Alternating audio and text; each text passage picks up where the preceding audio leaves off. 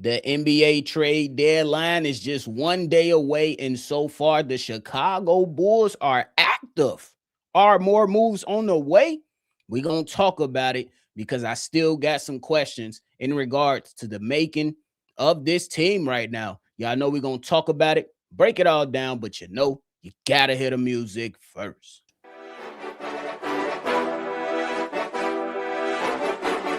Cognac. Gang.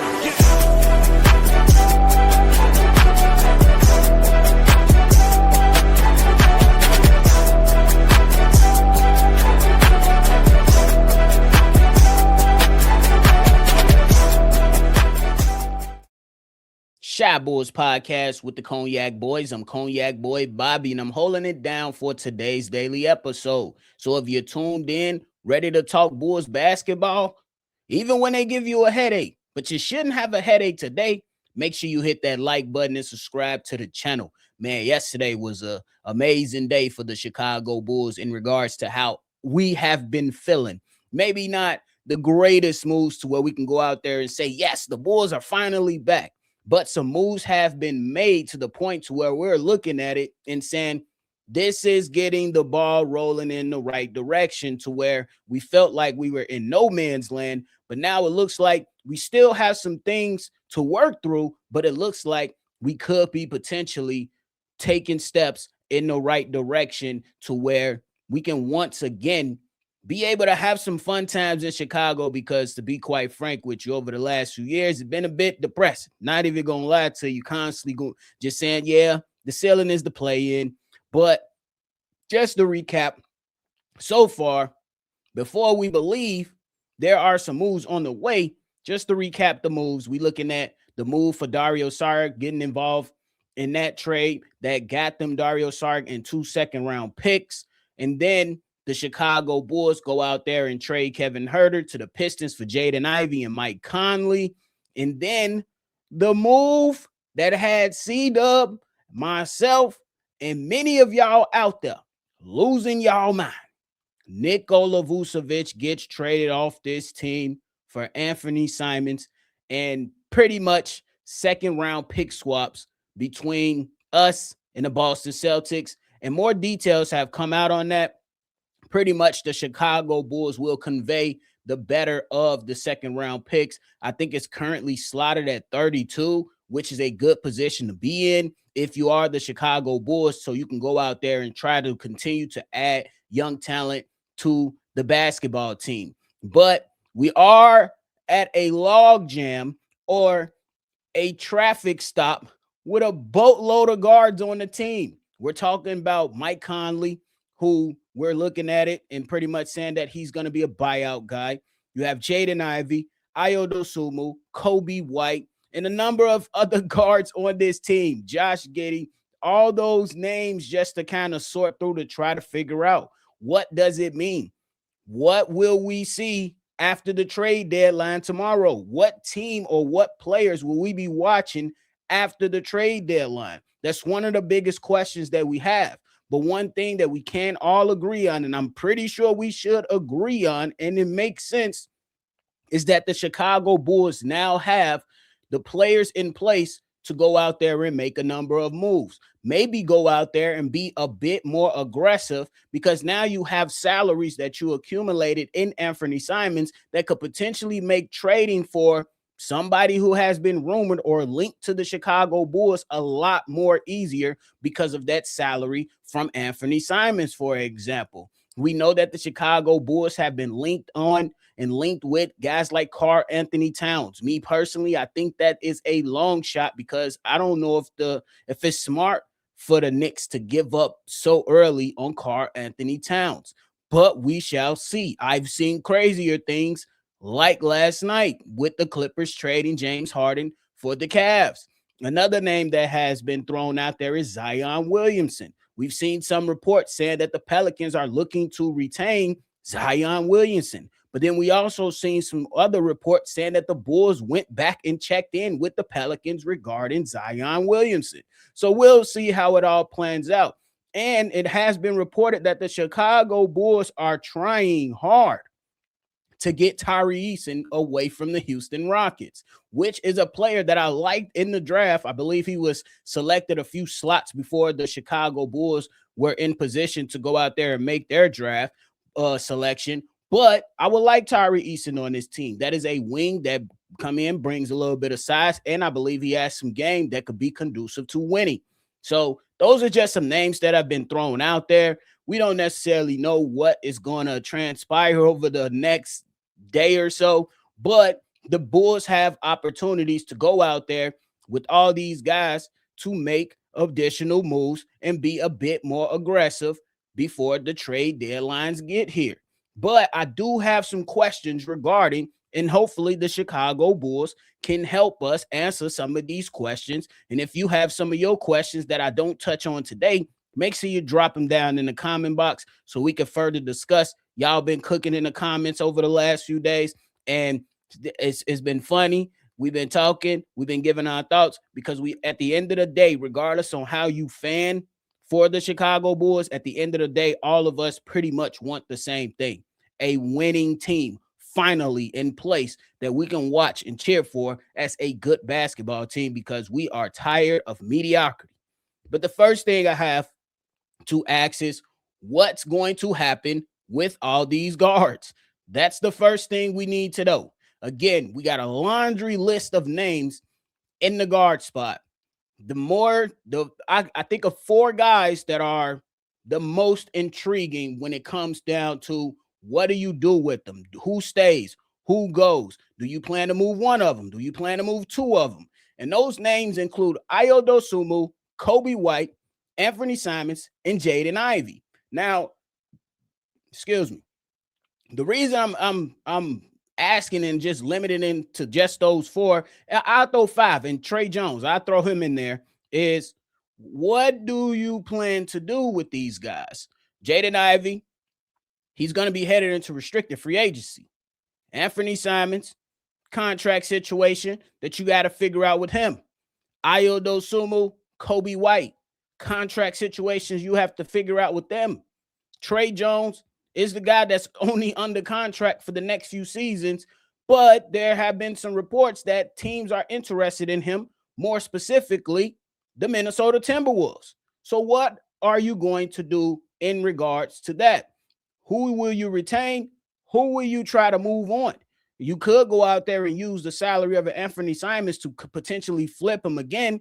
Is he worth the first round pick in the eyes of the other guys around the NBA? Or is his value just simply a player or 2 players in second round picks? We'll have to see how the Chicago Bulls look at it, and hopefully we get closer to a solution.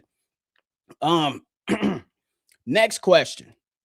If you are leaning on sticking it out with Jaden Ivey, what does he have to do to remain here long term?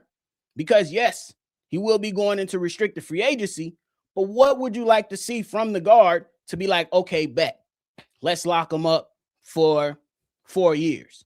You know what I mean? And how will you play that? Because we've seen you play restricted free agency in a bad sense with Patrick Williams' deal. And then you also played it really well with Josh Giddey when he was demanding $30 million, and y'all told him, we ain't giving you $30 million. And you guys ultimately came in between the middle of $25 million. We'll see. Then another question. Is Ayo about to be moved alongside Kobe White? Or is it just one of them? Shams went out there and reported that his phone is blowing up in regards to both of these guards that you have on your team. Me, I see Ayo Dosunmu as a guy that should be sticking around. But for the Chicago Bulls, how do you view him? Is one of the biggest questions when it comes to all of these guards that we have on the roster currently. My next big question: where is the big man? Where is the big man? We can't go out here and have P. Will playing center, bro. I'm just going to be real with you. And everybody knows it. Everybody knows that you can't have P. Will playing center. We know Jalen Smith can come in and play center. Lachlan, how y'all feeling about him? And then Zach Collins, he's pretty much done. Not necessarily set in stone at the moment, but pretty much done, because there's some reports out there that suggest that his toe injury might be season ending. So, where is the big man? That's all I want to know. Because, yes, I'm on a hunt to try to figure some things out to get another big man in here. And what are we going to do about that? Do you go out there and revisit the conversations about Eve Missy? Is there another guy out there? Is there another guy out there? I know some people like Nick Claxton. I don't know if that's going to happen. Could happen. I'm just not too sure. Then Zubac has been thrown out there from some people. I'm not too sure. So if you're the Chicago Bulls, how do you go out there and try to figure this out? Because you're going to need a center to move forward with.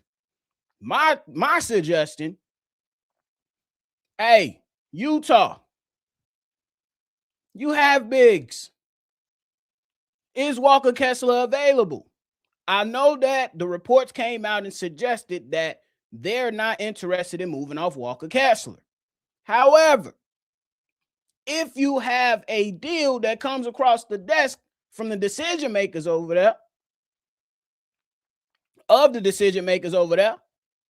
will that be a deal that's good enough to change their minds?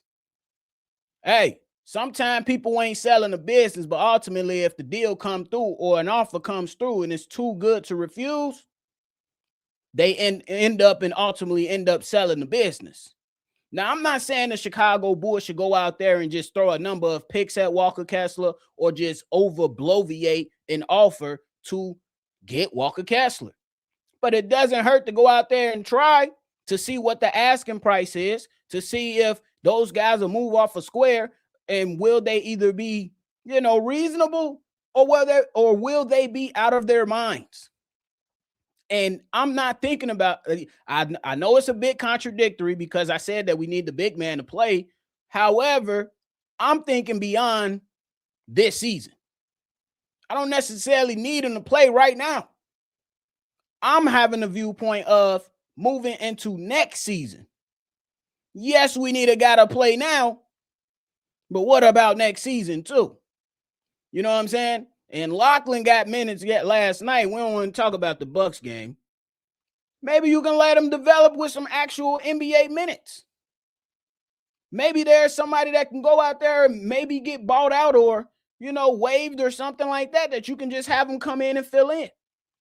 I know that there are some people that want to continuously see the Chicago Bulls win, and I will never apologize for a win. However, I'm thinking about the future. That's the platform that I'm standing on, the square that I'm standing on, the mindset that I have for the sake of the Chicago Bulls at this current moment in time. So at the end of the day, you got to figure out this big man stuff. And the last question, are you going to be in a hunt for a star? Are you going after a star?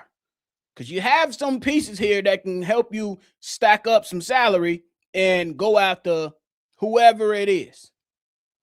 But I also want to know, are you going to be focused on just the star aspect, or are you just looking for players or a combination of players, maybe a star or draft capital, however you want to dice that up? So interesting things coming on for the Chicago Bulls at this current moment in time, and I'm excited for it. Like I said, there's nothing that's going to have me saying that we're back, or nothing that's going to have me saying that we're going to the playoffs, or nothing crazy like that. But it is a good feeling to see us do something. Do something. How good would these guys pan out with the Chicago Bulls? I don't know. But if you elect to hang on to Anthony Simons, I think he can ball. If you give Jaden Ivey an opportunity, I think he can ball. But with the congestion that's right there with these guards, you got to move out the way so those guys can get ample playing time so we can really see how they're going to show up for us. And you have to see if Josh Giddey can get back on the basketball floor to play alongside these guys to see, can this be a thing that we can continue to create and shape into potentially being a playoff team which is the first step. But it's okay to take a couple steps back with moving off some players. Will it be a crazy day today? I don't know. Will we have to wait until close into the deadline? Probably. But hey, the good thing is that these guys are active right now. Let's continue to stay active. Let's continue to be smart, because these are smart moves that the Chicago Bulls have made. Low risk, high reward moves, not necessarily giving up any of your draft capital, but gaining some draft capital and receiving low risk, high reward type players. I like the decisions that have been made thus far. We'll see if these guys continue to be smart, because they have been making smart moves over the last few days. We'll see where it ends up after the NBA trade deadline, though. But hey, that is it for me today, y'all. I appreciate y'all for tuning in to another episode, man. Thank y'all so much for the continued support. It's been lit the last few days with how y'all been showing up and showing out. It's been a great time. We appreciate y'all over here. Make sure y'all hit that like button and subscribe. And y'all already know, I'm going to catch y'all on the next one for sure. Peace. Cognac.